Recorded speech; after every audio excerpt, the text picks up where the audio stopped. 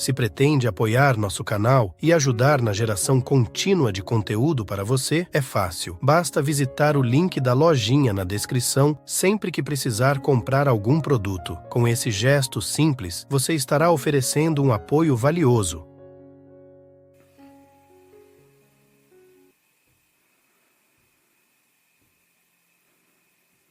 Algumas pessoas me dizem que às vezes tenho que demonstrar a ascensão do espaço interior sem pensar. Às vezes eu vou assim. Então, entre a mão esquerda e a mão direita, há um espaço sem pensar. Normalmente, no estado de pensamento inconsciente, não há espaço, apenas um pensamento após o outro.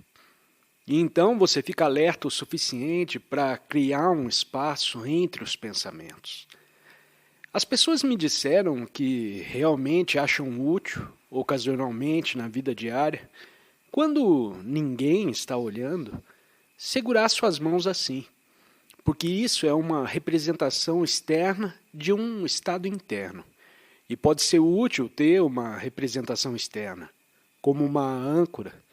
Pelo menos enquanto você pratica, começar e praticar o estado sem pensamento, para tê-lo como uma âncora para o silêncio. Então você está segurando esse espaço sem pensamento, tanto externamente, por assim dizer, quanto internamente. Mais importante, é claro. Eventualmente você não precisará mais dele. Mas as pessoas acham que é útil. Vou falar um pouco mais, mas com muitos espaços entre as palavras, para que você possa praticar a escuta meditativa. O que significa que você está ciente das palavras que está ouvindo, mas também está ciente dos espaços entre as palavras. Enquanto você está ciente dos espaços entre as palavras, você pode perceber que não está pensando. Se estiver pensando, não pode estar ciente dos espaços entre as palavras. E esta é uma boa prática para estar ciente simultaneamente da forma e da ausência de forma das coisas e do espaço. E você pode perceber, quando está ciente desse espaço, você está realmente ciente de si mesmo como presença, porque essa presença está em um espaço. E você pode perceber, quando está ciente do espaço, que você não está esperando pela próxima coisa acontecer. Você não está esperando o que eu vou dizer a seguir, e não precisa. Porque você sabe que o que eu vou dizer a seguir não pode acrescentar nada importante para a percepção de sua presença. E intencionalmente, não estou dizendo nada muito interessante agora, porque se for muito interessante, você será atraído de volta para as palavras, para o pensamento e para a forma. Então é bom que essa conversa seja chata, que deixe mais espaço para a consciência da música espacial. Quando há uma dimensão espiritual, também tem espaços nela, ou uma amplidão subjacente. Alguma arte visual também tem amplidão, e quando você olha para ela, você pode descobrir que não há muito lá. Por exemplo, certas pinturas asiáticas têm uma pequena árvore no canto, uma montanha distante, um pequeno ser humano parado em algum lugar, e 85% da pintura é um espaço vazio. Pode ser o céu ou apenas um espaço vazio. E você olha para ele, e se você realmente está olhando para ele, você percebe que a essência da pintura não é o que está lá para ser visto, mas a essência é o que não existe no espaço. E então, olhar para isso pode ser uma percepção de seu próprio espaço interior. É tão libertador perceber a essência de si mesmo como espaço de quietude. Você é muito mais do que o pequeno eu, mais do que sua história pessoal, sucessos e fracassos. Os sucessos que se transformaram em fracassos, os fracassos que se transformaram em sucessos. Um pouco de prática eu recomendaria levar 5 minutos ou mais. E você pode praticar aqui, é claro. Mas em casa, todo mundo tem 5 minutos. Não acredite em sua mente quando ela diz que você não tem 5 minutos. E a prática é sentar em algum lugar, fora ou dentro de casa, por 5 minutos e praticar a percepção sem interferência do pensamento. Isso significa que você apenas olha ao redor, onde quer que esteja. Você pode, ocasionalmente, deixar seu olhar repousar sobre uma coisa por um tempo. Então você olha. Assim você absorve a totalidade de tudo o que o rodeia. E enquanto faz, está ciente simultaneamente do que está vendo, mas sem chamá-lo de nada. E está ciente da quietude, que é a sua essência. O pano de fundo para as percepções dos sentidos visuais, como uma tela.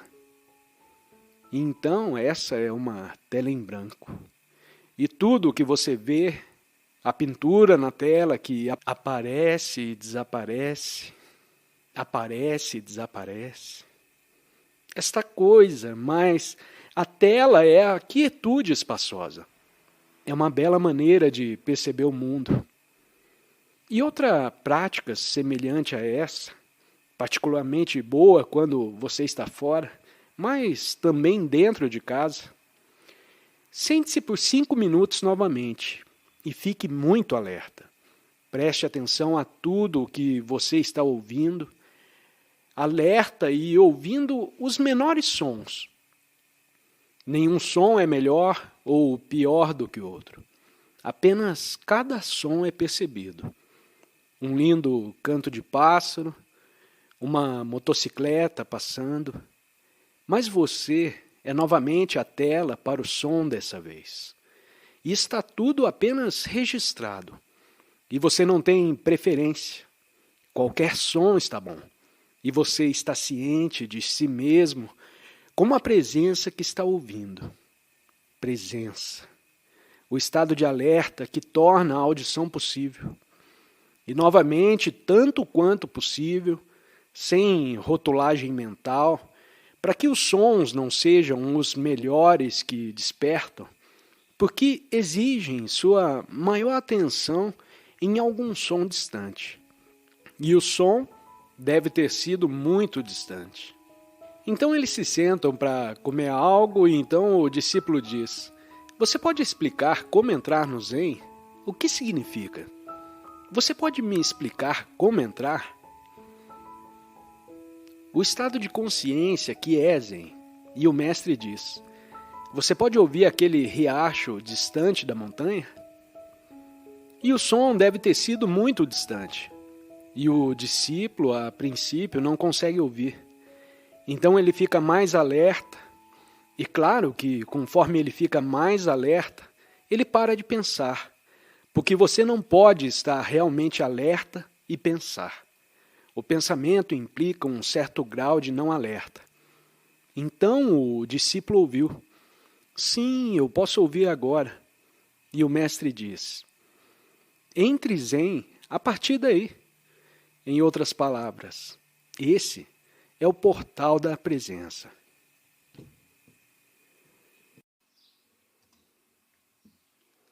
Agora, é claro, todos nascem em um determinado ambiente externo. E também nascem com certas predisposições. Podem ser parcialmente genéticos, podem ser outras coisas, que uma pessoa nasce com certos padrões, Em outras palavras, não precisamos examinar de onde vem, mas para ver o fato de que o ser humano nasce, antes de tudo, em um determinado ambiente, que pode ser violento, ou pode ser relativamente pacífico, e a pessoa nasce com padrões. Você herda certo, até mesmo o corpo da dor é parcialmente herdado. Alguns bebês choram muito, eles têm um corpo de dor relativamente pesado já nesse mundo. Não significa que sejam espiritualmente menos avançados. O oposto pode ser o caso que não há como saber. Outros bebês são relativamente tranquilos. E então há todo um conjunto de condicionamentos que acontece. Você entra no ambiente com certas predisposições, então o ambiente o condiciona ainda mais. Em tudo isso não há escolha envolvida, há apenas influências.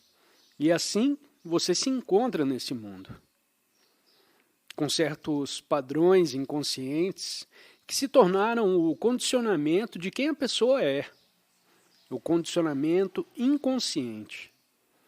Assim, o karma, a meu ver, é o condicionamento inconsciente que dirige sua vida. E isso ainda se aplica a muitos seres humanos. E o karma é em parte coletivo, você nasceu com ele. E em parte pessoal, eles vêm juntos. Então, na verdade, você só pode entender o karma não como um assunto abstrato, externo a você, porque então você entra nos sistemas de crença e na filosofia. E não vamos por esse caminho. Você só pode entender o karma observando a si mesmo, e observando, e então você saberá muitas outras coisas. Mas realmente, se você quer entender o karma, precisa olhar para si mesmo. Foi então que comecei a entender o que é karma, quando surgiu algo que não fazia parte do karma, e realmente aqui chegamos. A chave, o surgimento da consciência, ou presença, ou despertar espiritual, não faz parte do karma. É outra dimensão que invade o reino kármico, que invade essa vida. Portanto, você não desperta acumulando, como às vezes dizem no Oriente, bom karma. Isso é bom nesse nível. Você pode tornar as paredes ou os móveis do seu presente um pouco mais confortáveis.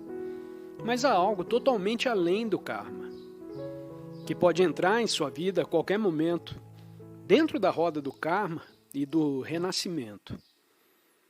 O renascimento é parte do karma. O significado mais profundo do renascimento é a identificação com a forma. Não precisamos nem acreditar em transmigração ou o que quer que seja. Você pode ver o nascimento em sua própria vida. Toda vez que se identifica com um pensamento que surge, que é forma, você nasce nesse pensamento. Porque se identifica. Seu senso de identidade está nele. Isso é karma e você renasceu. Karma, então, é a identificação inconsciente com esses padrões.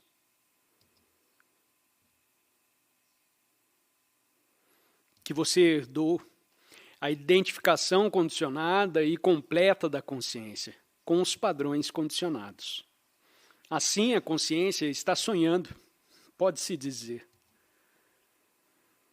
É por isso que usamos a palavra despertar em muitas tradições espirituais. A consciência está despertando. A consciência está em um estado de sonho, quando você se identifica com os padrões inconscientes, e então você está condenado ao renascimento. De fato, muitas vezes, todos os dias, você renasce em uma reação emocional, mental. Nenhuma presença, apenas renascimento em alguma forma. Ou você renasce em pensamentos que surgem, acredita completamente em cada pensamento e então age a partir desses pensamentos e emoções. E a ação cria outras reações. E as ações confirmam para você que você estava certo.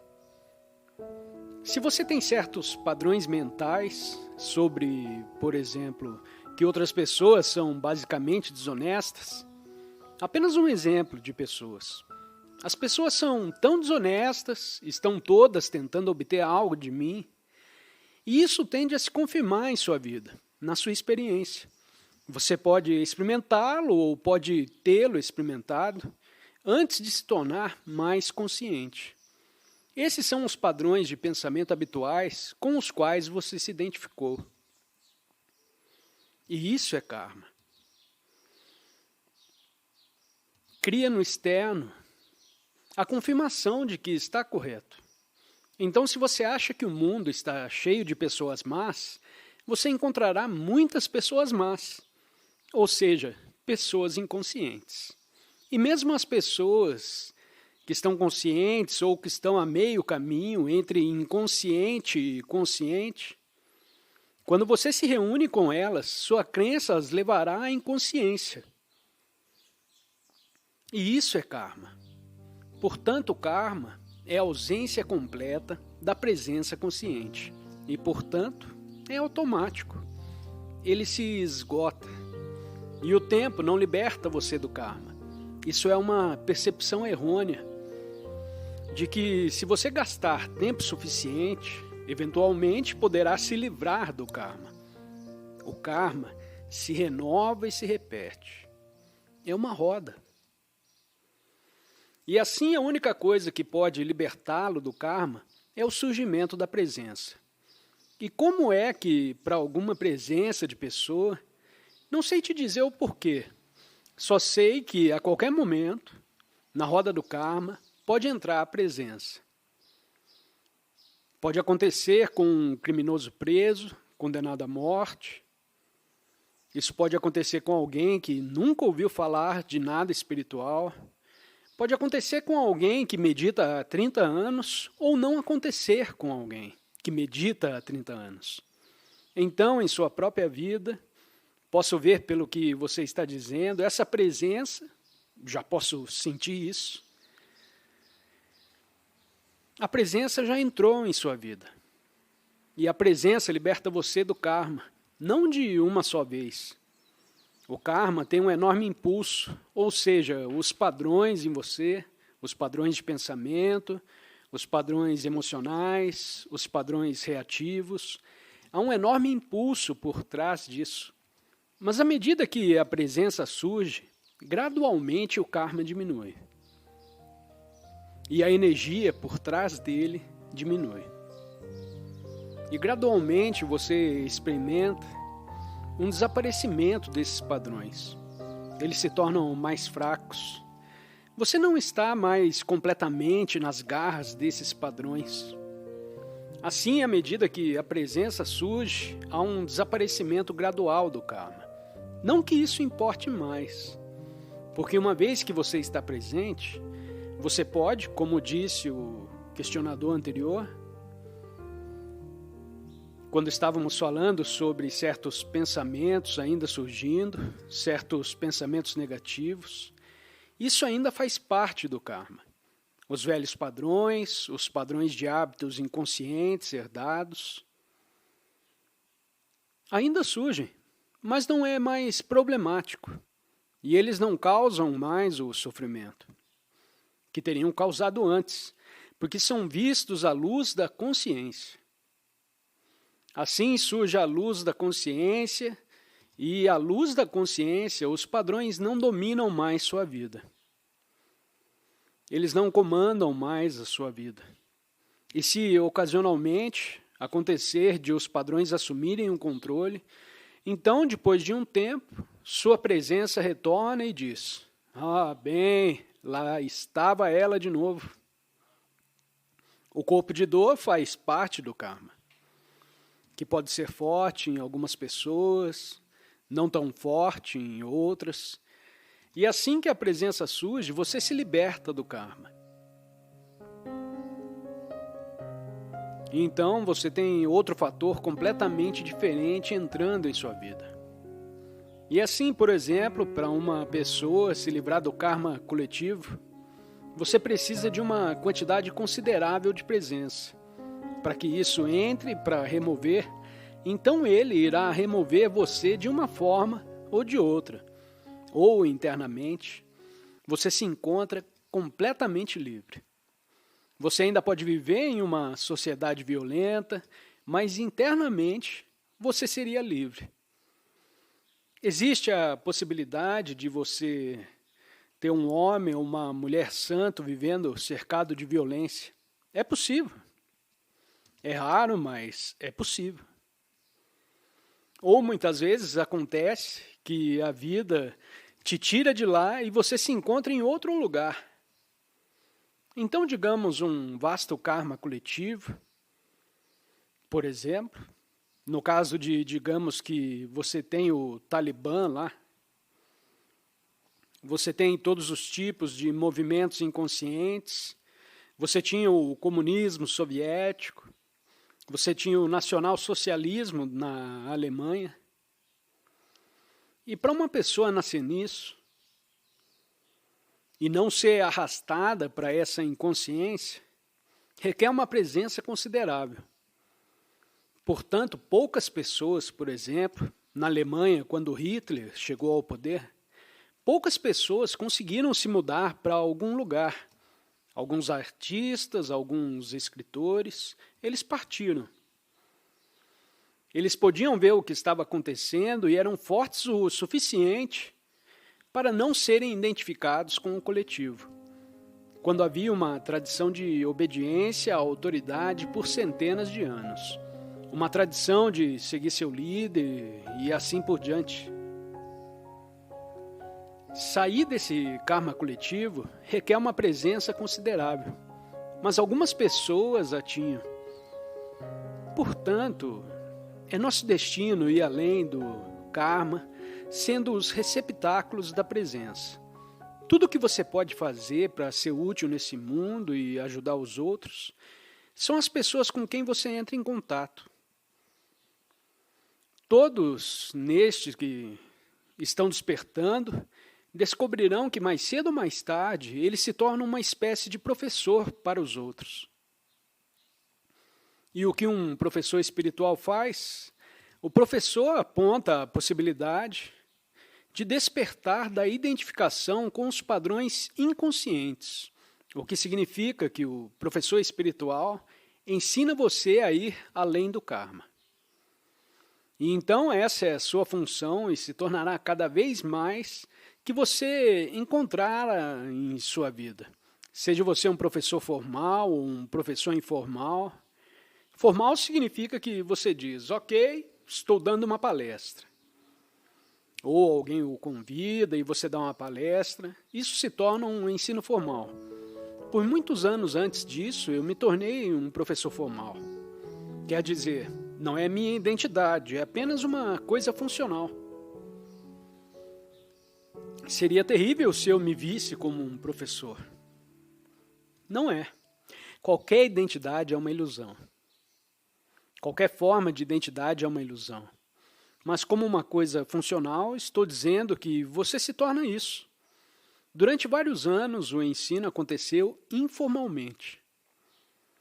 Primeiro em bancos de praça, depois em salas de estar das pessoas, depois em pequenos grupos, e assim, gradativamente, ela cresce. E algumas pessoas vão continuar ensinando informalmente. Então, as pessoas com quem você entra em contato, mais e mais pessoas estão prontas para o despertar espiritual. O que significa que o despertar espiritual e sair do karma é a mesma coisa. E muitas pessoas serão atraídas para você. Qualquer um que esteja passando pelo processo de despertar já é um professor. E quanto mais você ensina, ensinar significa que você se encontra ouvindo com amplitude quando alguém fala. Ou faz uma pergunta, ou fala sobre seus problemas. Então você pode descobrir que uma resposta vem dessa quietude em que você ouve. E isso é o início do ensinamento. Você não tem a sensação de que, ok, agora eu vou ensinar essa pessoa. Não, nunca é isso. Você descobrirá que o ensino é espontâneo. Assim você ajudará as pessoas a saírem da identificação com a inconsciência, o que significa ir além do karma, porque isso já está acontecendo em sua vida. E isso se aplica a todos que estão despertando e passando pelo processo de despertar.